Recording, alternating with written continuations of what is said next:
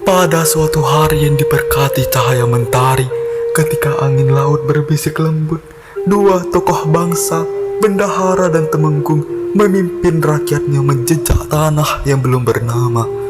Tua dan muda, lelaki dan perempuan, semuanya menyingsingkan lengan, membersihkan semak dan batu, mencucikan pulau yang kelak akan menjadi tanah harapan. Di balik peluh dan debu, terbitlah harapan baru. Setelah kerja awal terselesaikan, Bendahara dan Temenggung mencari jantung pulau itu, tempat yang layak menjadi pusat peradaban. Langkah demi langkah, mereka pun terhenti di hadapan sebatang pohon yang tumbuh sendiri. Temenggung, lihatlah pohon itu. Pohon itu berdiri sendiri, tegak dan kokoh, seolah-olah itu adalah jantung di pulau ini. Diriku dapat merasakannya. Di bawah naungan pohon ini akan lahir masa depan negeri kita. Mungkin kita dapat membangun sebuah negeri. Negeri, disinilah kita akan membangun negeri itu. Sebuah tempat untuk istana Tuan kita. Di kawasan ini kita akan membangun sebuah istana, balairung dan bendul di tengah negeri ini. Daulat Bendahara, kami siap membangun. Daulat Bendahara, tanah ini akan kami jadikan permata bagi baginda raja dan ratu. Temenggung, mari kita menghadap baginda raja dan memberitahukan hal ini. Baik, Daulat Bendahara. Temenggung mengangguk. Bendahara dan para pegawai lainnya kembali ke Bintan untuk menyampaikan kabar gembira ini. Daulat tuanku, Bendahara dan Temenggung telah tiba dari tanah seberang. Perintahkan mereka untuk masuk. Baik, baginda raja. Mereka menemui raja yang sedang duduk santai bersama ratunya dalam ketenangan. Daulat tuanku, Patih telah membawa kabar dari tanah yang dahulu tuanku titahkan. Di mana kalian memilih tempat itu? Di tengah tanah itu, baginda ratu berdiri tegak pohon yang tak seperti lainnya ratuku. Begitu rupanya, pohon yang berbeda dengan yang lainnya. Baiklah, kita akan menggunakan tanah itu sebagai tempat tinggal. Maka dari itu, bangunlah sebuah istana dengan segenap hati menggunakan kayu terbaik demi negeri kita. Baginda raja akan kami junjung dengan segenap rasa. Setelah mendengar hal itu, sang raja memerintahkan Bendahara dan Temenggung untuk membuat sebuah istana menggunakan kayu terbaik di tanah itu. Hari berganti minggu, minggu menjadi bulan. Tanah itu kini bersih, suci, dan siap menerima takdirnya. Maka dibangunlah sebuah istana megah yang memuat 17 ruang dan 7 tingkap. Sebuah lambang kebesaran yang tak hanya terlihat dari luar, tapi juga terasa dalam keikhlasan mereka yang membangunnya. Para pegawai dan rakyat turut turun tangan, pahat demi pahat mengalirkan seni pada kayu dan batu. Tak lama kemudian, balairung yang agung menjulang. Negeri itu pun mulai bernyawa.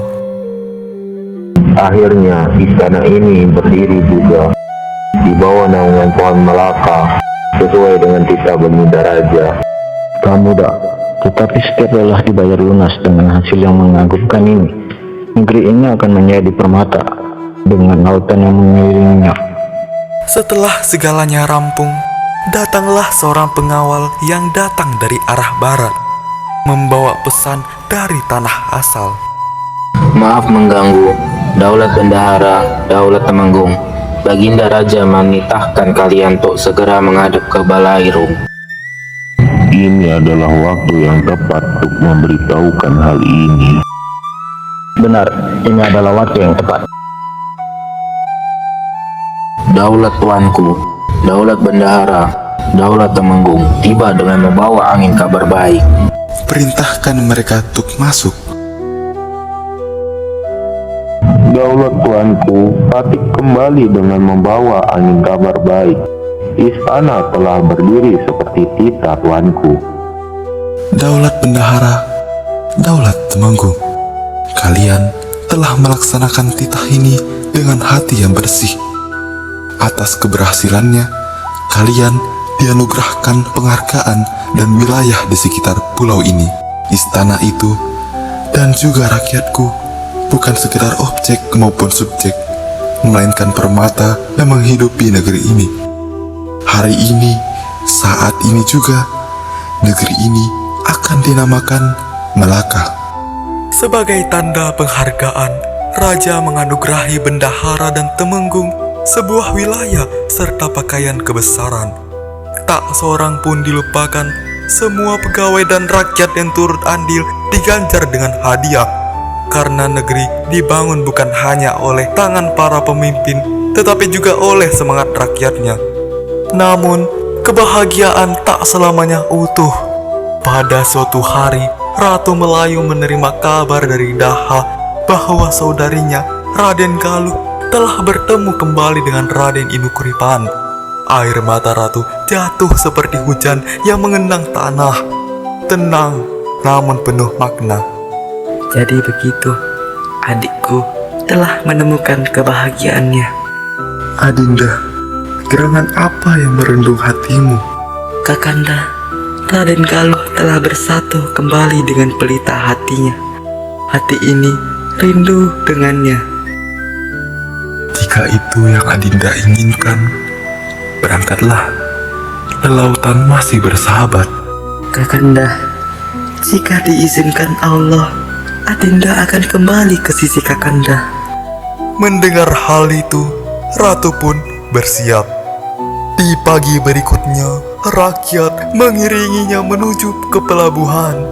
Suara tangis menyaingi debur ombak karena kepergiannya adalah sebuah perpisahan yang tak dijanjikan kepastian pulangnya. Adinda, angin pagi ini tak terasa sejuknya. Seolah-olah tahu bahwa hariku akan terasa hampa. Kakanda, meski Adinda melangkah jauh, hati ini tertambat di Melaka dan juga tertambat di hati Kakanda. Jika diizinkan Allah, layar ini akan kembali di lautan ini. Pergilah dengan tenang, Adinda. Doaku akan menemani perjalananmu. Lalu, kapal pun berlayar dengan membawa sunyi yang menggantung di langit Melaka. Waktu terus berjalan, tanpa sang ratu di sisi, raja merasa sepotong jiwanya mengambang di lautan. Namun, demi masa depan negeri yang baru tumbuh ini, Baginda mengutus Bendahara dan Temenggung ke Bukit Seguntang untuk memohon Sang Jaya Nantaka, Adinda Baginda, menjadi raja muda. Daulat Bendahara, daulat Temenggung, kini negeri ini telah berdiri, namun tak lengkap tanpa penerus tahta. Oleh karena itu, pergilah kalian ke Bukit Seguntang dan sampaikanlah titah ini kepada Adinda Sang Jaya Nantaka untuk mohonkan kesedihannya menjadi raja muda Melaka. Daulat tuanku, titah ini akan kami junjung sepenuh hati. Daulat tuanku, kami akan segera berangkat. Ini Bukit Seguntang. Bukit Seguntang, tempat para raja-raja Melayu bermula. Semoga kita disambut baik. Selamat datang, Daulat Bendahara, Daulat Temenggung. Tuanku Sang Purba telah menanti. Mari, Daulat Bendahara, Daulat Temenggung. Daulat tuanku, Bendahara dan Temenggung telah tiba dari tanah seberang. Sudah tibakah? Baiklah, perkenankan mereka masuk. Daulat tuanku,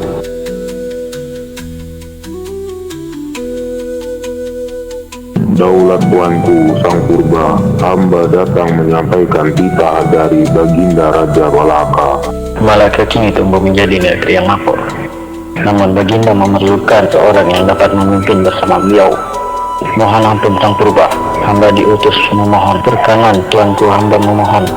Kiranya putra Paduka, Sang Jayanataka, diperkenakan menjadi Raja Muda. Jayanantaka, inilah waktumu mengabdi. Negeri itu membutuhkan pemimpin yang kuat dan berhati luhur. Jika itu kehendak Ayahanda dan demi para rakyatku, maka Patik akan berangkat dan mengemban tugas ini dengan penuh tanggung jawab. Pergilah dengan restu dan doa, Ananda. Bawalah martabat keluarga dan jagalah Melaka selayaknya darahmu sendiri. Daulat Ayahanda, terima kasih atas kepercayaan ini. Dengan iringan yang megah dan doa yang tulus, Sang Jayanantaka pun berangkat ke Melaka. Saat ia tiba, Raja menyambutnya di gerbang istana yang dulu dibangun di bawah naungan pohon Melaka. Selamat datang, Jayanantaka. Negeri ini akhirnya lengkap dengan kehadiranmu. Daulat, tuanku. Patik datang mengabdi, bukan hanya kepada tuan, tetapi juga kepada seluruh rakyat Melaka. Melaka pun berdiri dengan kokoh, bukan hanya sebagai negeri, tetapi sebagai lambang cinta tanah, kerja keras, dan kesetiaan. Istana bukan hanya dinding dan atap, tetapi jiwa-jiwa yang menghidupkannya. Dan begitulah, dari sebatang pohon yang tegak di tengah pulau, lahirlah sebuah negeri yang kelak mewarnai sejarah. Kisahnya akan terus dikenang tak hanya lewat tinta dan batu, tetapi lewat hati yang mencintai tanah air. Blah. Begitulah akhir dari cerita hikayat Hang Tua dengan subbab Raja Melaka dengan Raja Muda. Semoga cerita hikayat ini yang kami implementasi dan adaptasi dapat menghibur para pendengar sekalian. Sekian dari saya, maksudnya kami. Terima kasih. Wassalamualaikum warahmatullahi wabarakatuh.